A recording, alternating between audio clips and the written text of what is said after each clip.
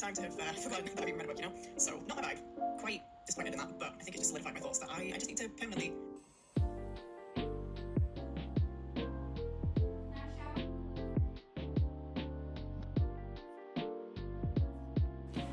Hello. Okay, so the next book that I read was Valentina Salazar is Not a Monster Hunter. So this is a middle grade book. It's basically supernatural crossover with Fantastic Beasts, but with kids.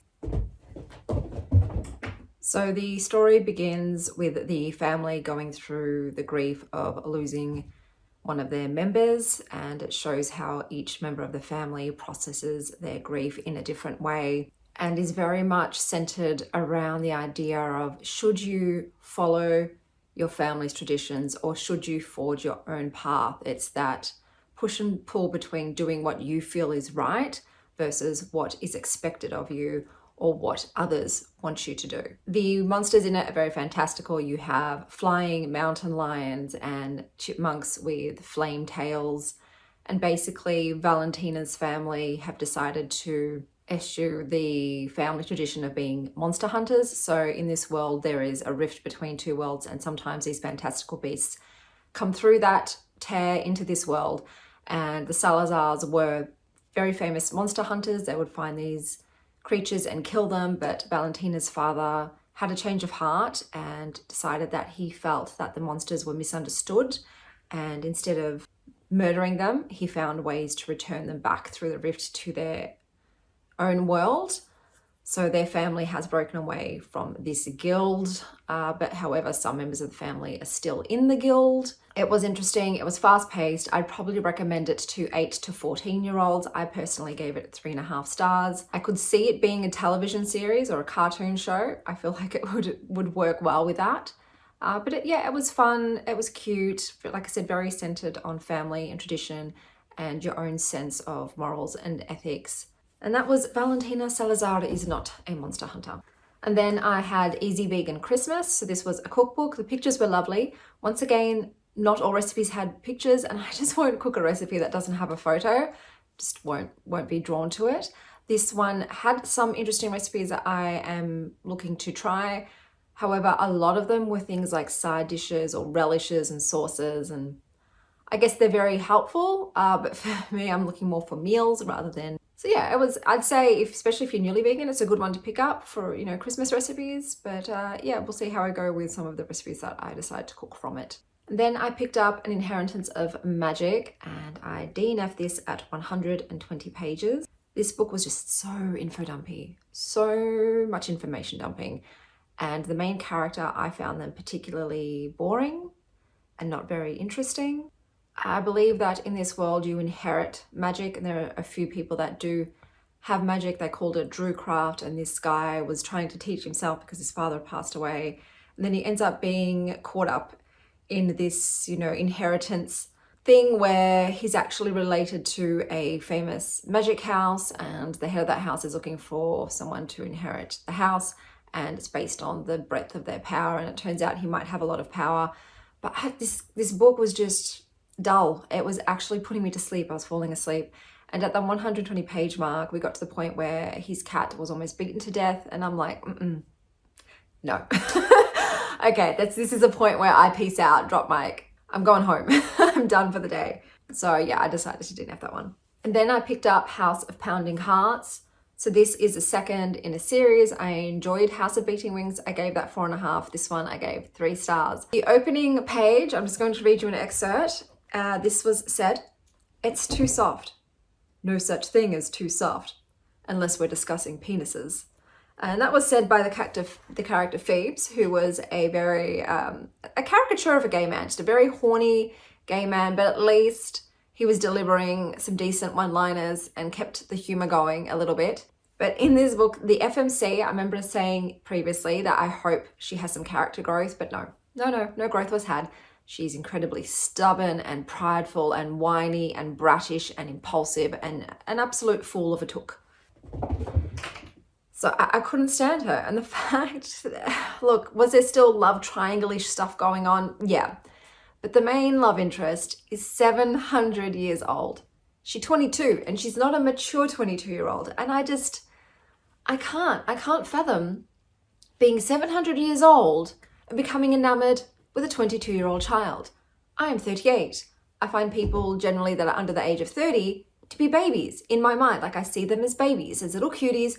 I don't see them as sexual objects or potential mates. So I can't imagine being 700 and finding a 22-year-old desirable and great spouse material. It gives me the ick now. I don't like it. Eternal beings, like, I know age is arbitrary, and what's the difference between a 32-year-old and a 22-year-old? I just feel more comfortable about it. I feel like at 32, you've had more life experience. You're no longer a youngling, babe in the woods. You're a bit more wizened and you're just more of an adult. I just find that it's, I don't know, a little more palatable for a 30-something to be with a 700-year-old than someone who's just turned 22. I don't know. I know that's probably a bit silly, but that's just a personal thing with me. So the romance, this is, I guess, more centered on the romance than the world building. Yes, there's like political stuff going on, but it's mostly about these two. This is very heavy on the mate trope, mate, mine, possessive kind of shtick.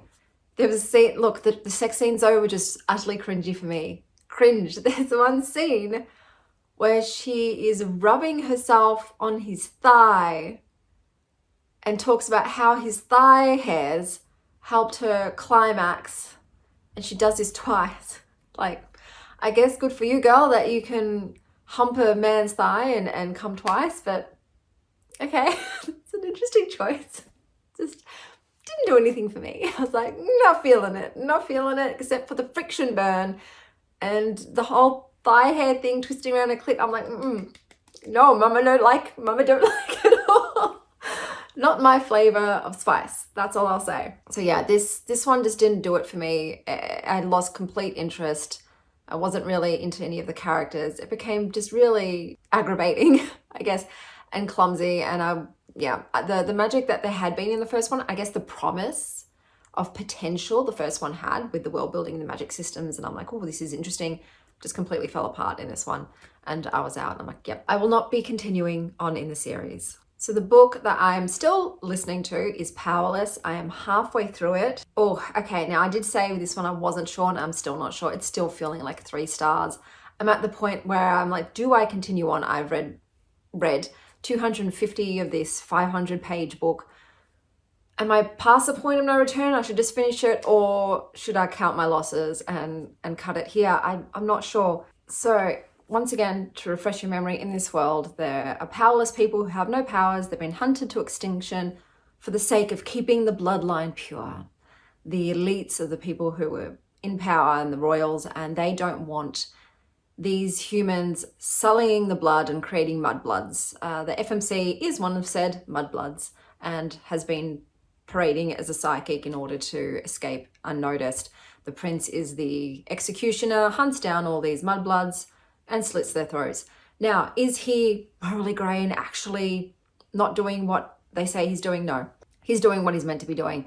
And I don't like him. He doesn't see any problem with killing these people just because they have no powers, and then sentencing their families to death because they hid these people with no powers. So I don't like him. You know, is he sexy because he has dark hair and grey eyes and chiseled cheekbones and abs of steel and wears open blouses and is a very cavalier, cocky flirt? Like, yeah, like that's my type. But does that do enough for me to discount the rest of his actions? No. So I'm not endeared to him. The FMC pretty much feels like every single other snarky, jaded, guarded FMC in other fantasy books. Like, she's like all of them, pretty much. She doesn't feel unique in any way. Even has the obligatory different colored hair. You know, you got to have hair that stands out, my dudes. In this case, hers is silver. This definitely also reminds me of Serpent and the Wings of Night, because you've got a tournament where people participate in order to gain something. In this case, it's to become the new executioner. But in this world, the point of these games just feels completely stupid to me. So naturally, yes, you have elites wanting to partake. The king throws 2 of his children in there, one of whom is 15. Are you telling me a 15-year-old is going to be the new executioner. I don't think so. Why are you putting 15-year-olds in this? But I digress.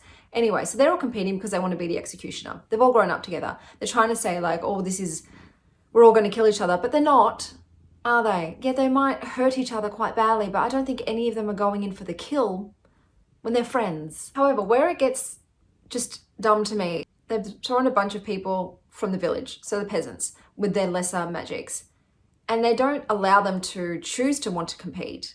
They just randomly select them, and the MMC, of course, is randomly selected to compete. And I'm like, but they don't want to be an executioner. So why are you putting them in here? Just so that the elites can kill them off for entertainment value? Is that what's happening? So the elites are obviously not going to kill each other because they're chums, but they're going to like murder some civilians. And how would that endear the royals to the commoners? It doesn't make sense. So it's like trying to be Hunger Games, but not. There's no real reasoning and logic for it. So I'm just finding it really beyond dumb, like the whole games thing. I'm just like, God, this is stupid.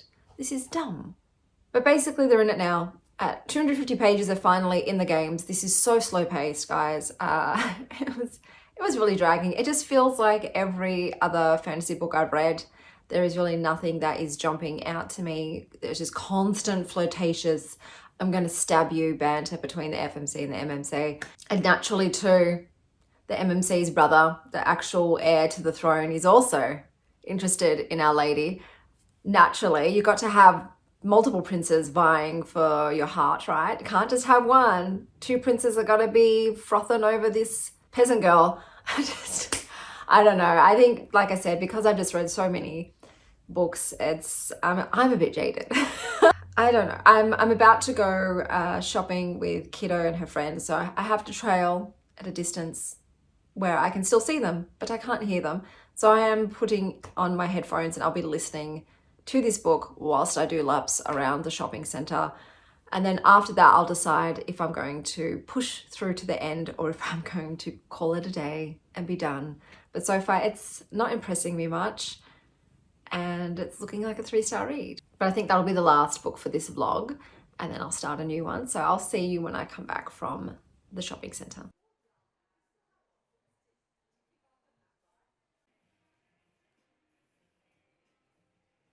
Okay, I have returned. I end up getting myself just some pajamas, some just red slinky pajamas. And I got a deck of cards for my daughter and I finished Powerless. Yeah, it's a 3-star book for me. I just did not care. I did not care. It felt like every single other romantasy that I've read before with all the same kind of elements, but the romance just didn't hit the notes for me, and therefore I just found myself really bored. So I think I can understand why a lot of people love it. I think perhaps if I hadn't read so much romantasy and fantasy over the years of my life, I would have enjoyed it more, but because it feels just more same, it's a 3-star read for me, but that's okay. I still think, you know, it's a decent romantasy, but just wasn't my cup of tea, so that's a 3-star for me. And I think I'm going to end the blog here and start a new one. So until next time, stay wild, star child.